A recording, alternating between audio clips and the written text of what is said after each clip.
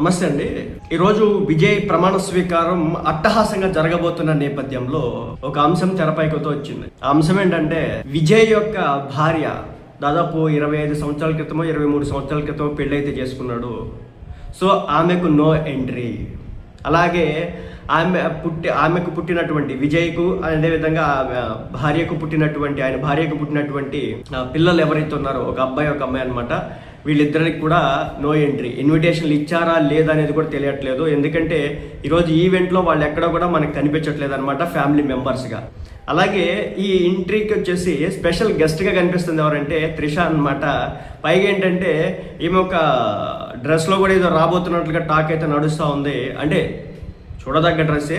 So రాబోతున్నట్లుగా special invitation మాత్రం ఏమి ఉన్నట్లుగా ఒక టాక్ అయితే నడిపిస్తూ ఉన్నారు సోషల్ మీడియాలో. నిజమేంతో తెలియదు కానీ అయితే వాళ్ళ వైఫ్కి కావచ్చు, అంటే విడాకులు ఇంకా అయితే అవ్వలేదు, వాళ్ళ వైఫ్కి కావచ్చు వాళ్ళ పిల్లలకి కావచ్చు